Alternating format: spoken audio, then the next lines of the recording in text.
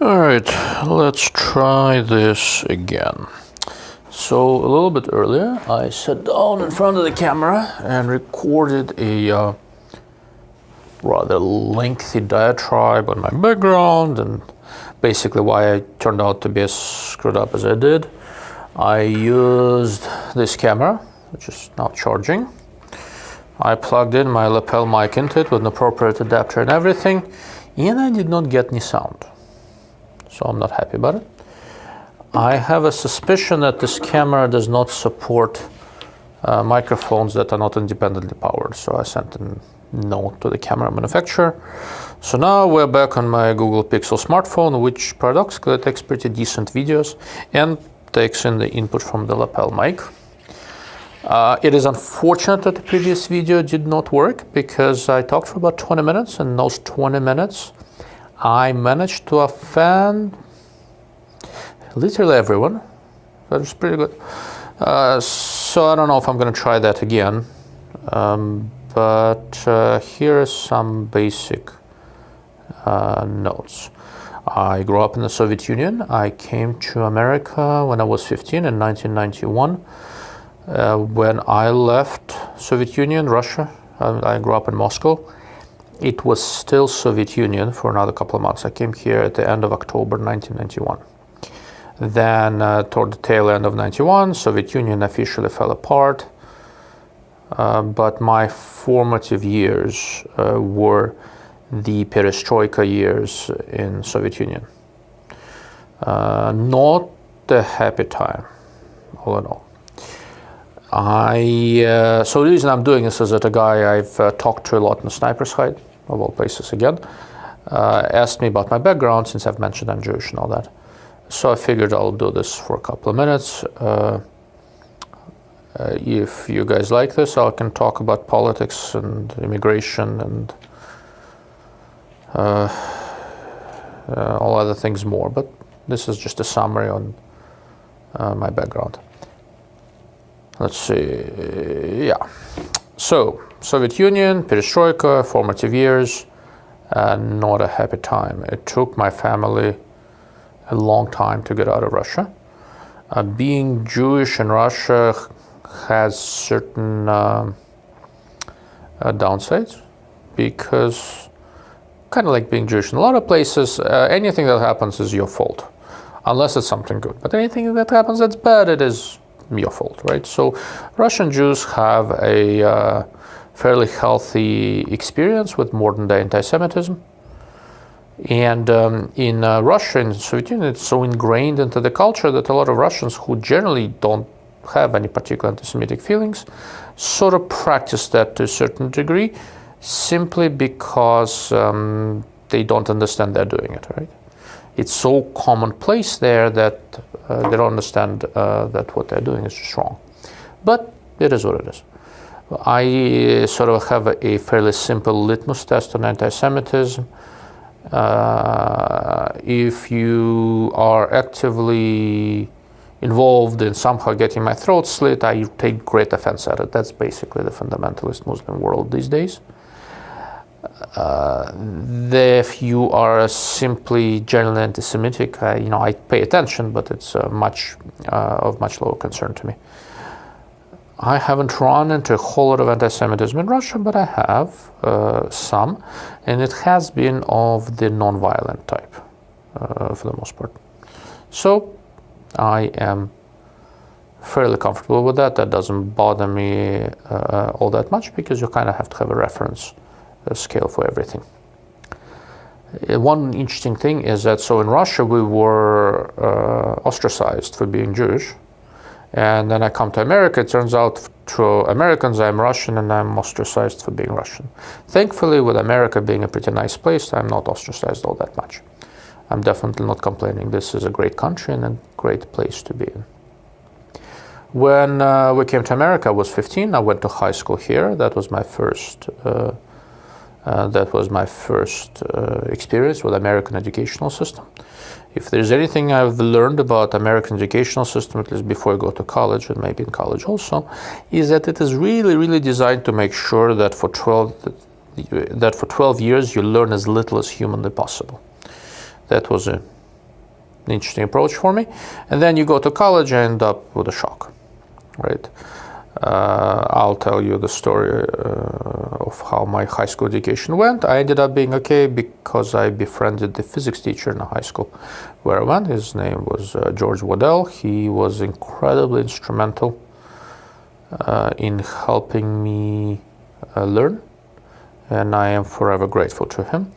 After high school, I went to a college called California Institute of Technology over in Pasadena in Southern California, and I majored in applied physics. My degree, I think, officially says engineering and applied science, which was, I think, most of them. But basically, it was applied physics. My field of study was primarily electro-optics, optics, optoelectronics, lasers, fibers, that kind of stuff. I came out of college, and instead of going to grad school, since I was kind of tired, here's the catch, right? I'm a moderately intelligent guy, but by Caltech standards, I am definitely below average, right? So Caltech was hard for me. I graduated, and it was difficult. So after Caltech, I joined a small startup that worked in telecommunications. And at the time, most of the people at the startup had PhDs from Caltech, a couple of guys with masters, and then there was me with a bachelor's.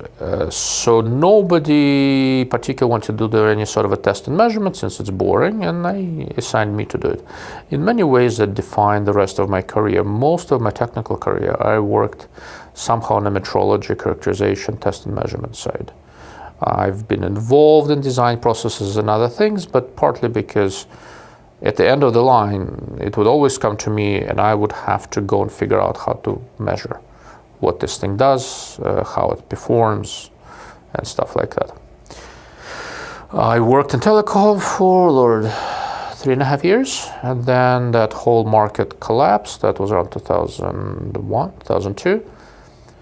Shortly after 9/11, and I stayed unemployed for a little bit, did some consulting projects, some other stuff, and I changed careers. I went to work in infrared imaging for a company called Rockwell Scientific, which has been purchased by Teledyne. And there I worked primarily on image sensors, what's called focal plane arrays, for land-based astronomy, some airborne astronomy, and a few other things here and there.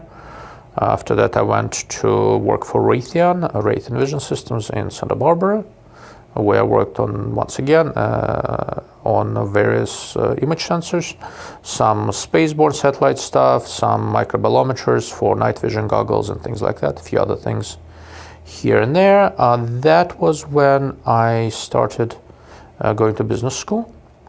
And the big reason why I went to business school originally was that I sort of looked at why startups fail, and one of the things that struck me was that heavily technical people usually, there are exceptions of course, usually are not very good at running companies. And people who really have good people skills and common sense and everything frequently has no idea what the company does. There is a disconnect there. So I figured I'm a technical guy, I'll go pick up an MBA, gain some experience, and see if I can bridge this gap.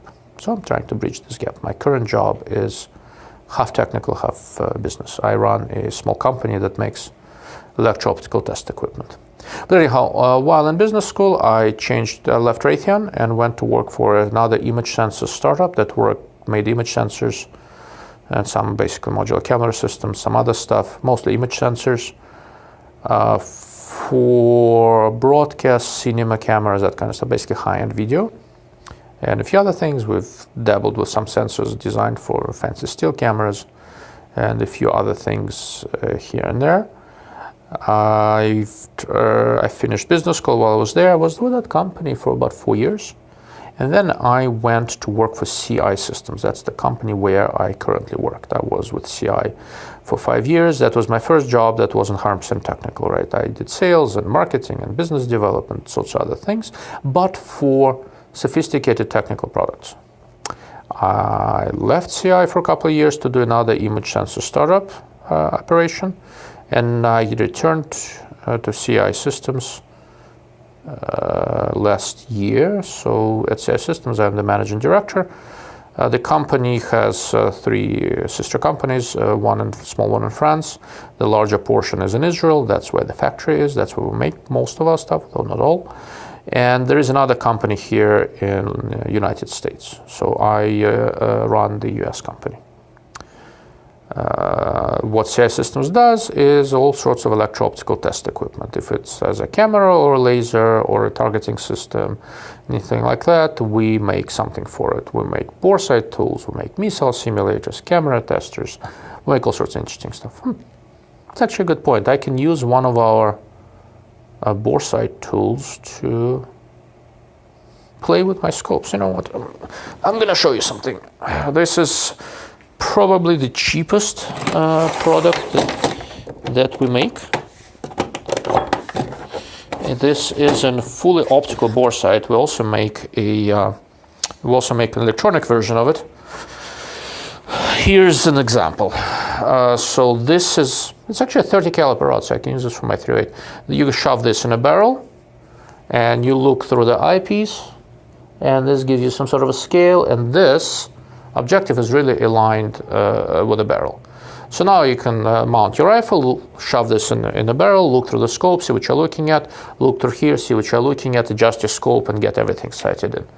And you have I have a 308 barrel that I need to sight in, maybe I'll use this. This is sort of the cheap thing. We make a better version of this where in the front of it goes a camera, so you can see the image from the camera and make sure that your scope is pointing in the same direction. So we do a lot of bore sight tools and other things.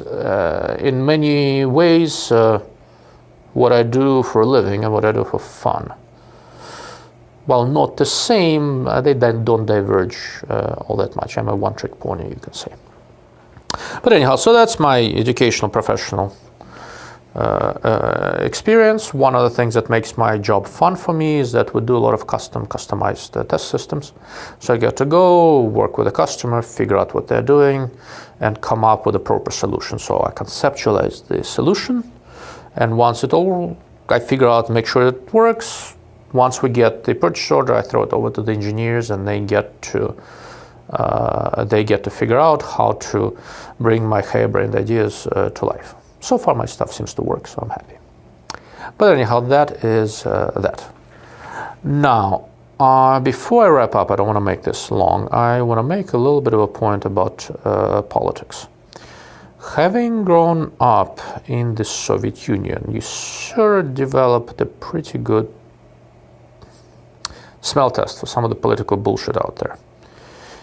And what I am seeing right now coming out of the Democrat Party in Washington, or I live in California, in Sacramento,